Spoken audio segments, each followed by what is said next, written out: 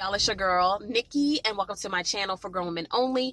I'm your host, and on this show, we talk about love, life lessons, and leveling up, leveling up, leveling up. So now that this coronavirus has everybody crazy, and people are just losing their goddamn minds, really. Your girl hasn't. I've been in Houston. I'm gonna travel some more. Like I really don't give a shit. This is stupid. I'm not gonna live my life in fear.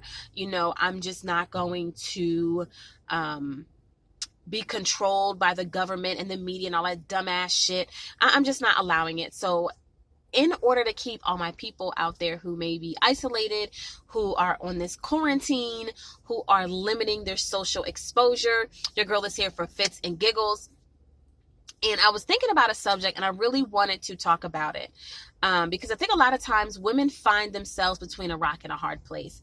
It could be all kinds of situations. It could be a financial situation. It could be a relationship. It could be a situationship. It could be a family issue. It could be a work issue. It could be any type of issue, right? And when you find yourself between a rock and a hard place, you're trying to figure out what is the best choice. And sometimes there is no better choice. It's just like the lesser of two evils per se. So I want to talk about falling back or falling face forward. Falling back or falling face forward. Just knowing you have to make a decision, but understanding that making that decision doesn't negate the fact that you have to make the decision. It's just choosing how you approach the decision. It's like the lesser of two evils. So when it comes to two evils, I'd rather fall back than fall face forward. And the reason I like to fall back, and I made some notes, is because falling back allows you to gain control, right? When you are falling, think about it. When someone falls down the steps or falls on their face or falls or slips, they have no control. It's basically the ground in them and they have no control. They're trying to catch on to things. They're trying to keep from falling, but ultimately they have no control, so they fall, right? So that's what falling back is to me. Like when you fall back instead of falling face forward, falling back allows you to gain control of your situation. Like sometimes you just need to stop and pause. When you fall back, it's like you do nothing. You just sit back, you assess, and you think.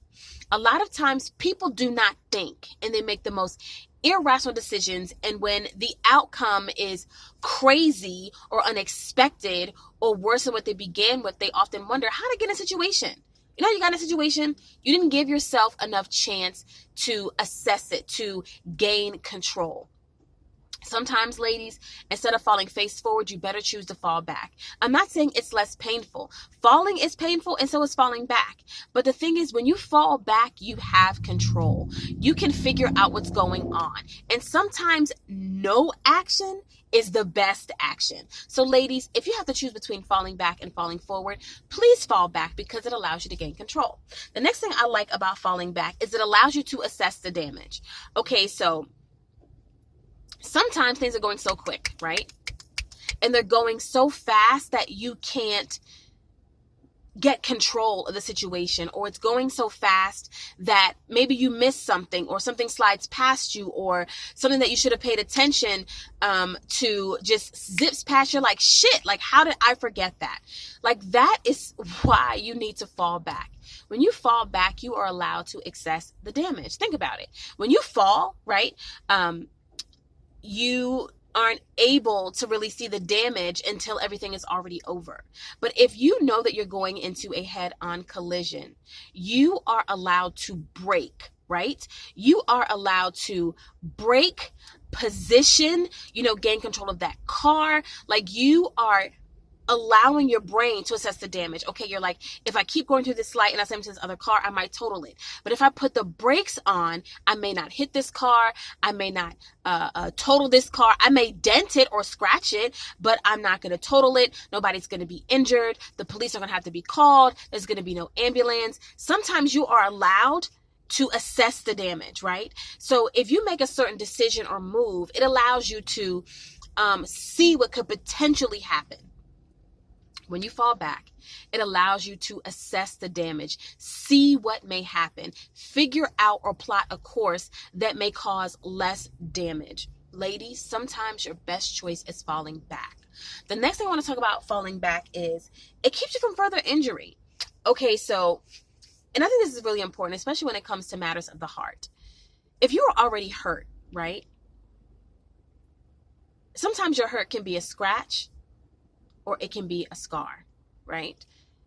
I would rather a scratch because scratches heal like this, right? A scar is often a gaping wound that even when it does heal, there is a scar on the skin showing the trauma that was done, okay? Follow me with this. Sometimes, ladies, when you fall back, you keep yourself from further injuring yourself. You say, okay, I can take this hit or I can take this nick because it's not going to kill me. It's not going to bother me. It's not going to crush me.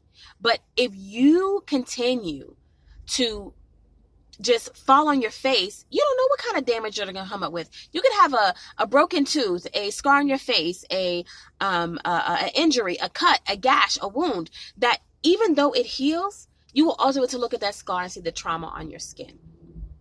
Ladies, I'm telling you, sometimes falling back is the best action because when you fall back, it allows you to keep from getting yourself injured. Sometimes in relationships, honey, when things have gotten bad, why do you continue to stay? It's like falling face forward. If you know that something is bad or you have an inkling or something is coming off crazy to you or something happens the first time, like for example, this is my example between falling back and falling face forward. So say you and your guy are getting into it and your guy grabs you and he shakes you. At that point in time, you can fall back or you can fall face forward. An example of falling face forward would be continue to deal with this dude till he punches you, kicks you, slaps you, abuses you, beats you up, or does something worse by injury or even death sometimes. But if you fall back, my example of that would be if this guy is putting his hands on you or he's shaking you, you say, this don't work for me. Like, and you fall back and say, before I sustain further injury, I want to fall back from this. Ladies, sometimes you have to make a choice. And it's the lesser of two evils. It's like being between a rock and a hard place. The choice is hard, yes, but sometimes you're able to fall back instead of falling face forward. Because when you fall face forward, you have no control of your life. You have no control of what's going on. And you have to deal with the aftermath. But if you fall back, you are able to control the situation. You are able to assess the damage and you can make sure that no further injury has been sustained. So ladies, I'm sorry, it's a lesser of two evils. Like sometimes there is no great solution, but ladies, I encourage you to fall back before you fall face forward. So you guys have an awesome evening. And that is Nikki's life lesson for tonight.